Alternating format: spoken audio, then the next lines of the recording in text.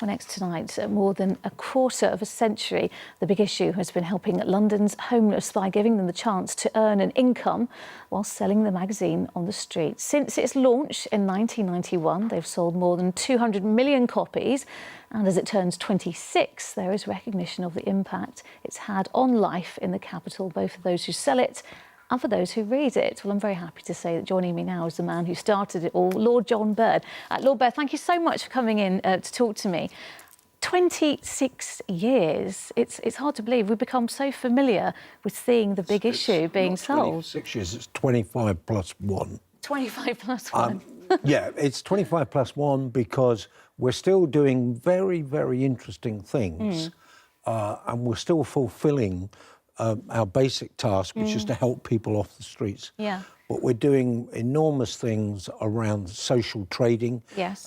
Working with other organisations. We've got a Big Issue shop. Yeah. We've got an Big Issue investment arm that invests in over 300 social businesses around the UK that stop people slipping into homelessness. So it's a kind of homeless prevention programme. And of course, I'm in the House of Lords. I've got a bill going through which is about getting the credit rating people to recognise that if you are paying rent, no long as you pay your rent, you should have the same level and you shouldn't be kept back simply because you're a renter rather than a mortgager. We're going to talk a bit more about that in a second, but you've got this anniversary issue, if you like, here, and I'm right in saying it's the 1275th issue. It's not easy for me to say.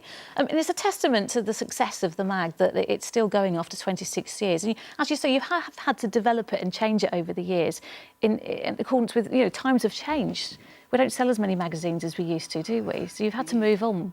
Yeah, well, that's the interesting thing. Our sales have been going up, and I'm sorry to say the reason the sales have been going up is because people are realising, things are ungluing a bit.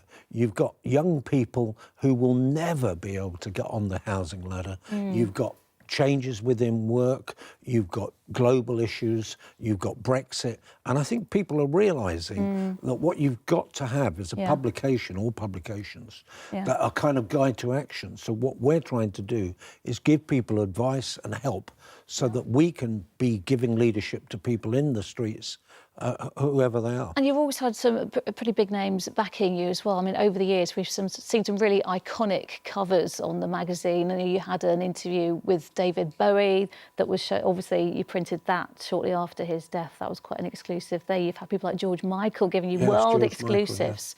And it's really helped to kind of maintain the popularity of the magazines, hasn't it? Well, I think a lot of people do talk to us because they know we're not going to rip them off. We're not going to sell the story on to someone else. We're not interested in their sex life or their personal finances. What we're interested in is selling as many copies as possible. And you need to do that only by giving people what they want. Lord Bird, let's hope you do sell many more copies. Thank you so much for coming in to talk to me. Thank you for inviting me.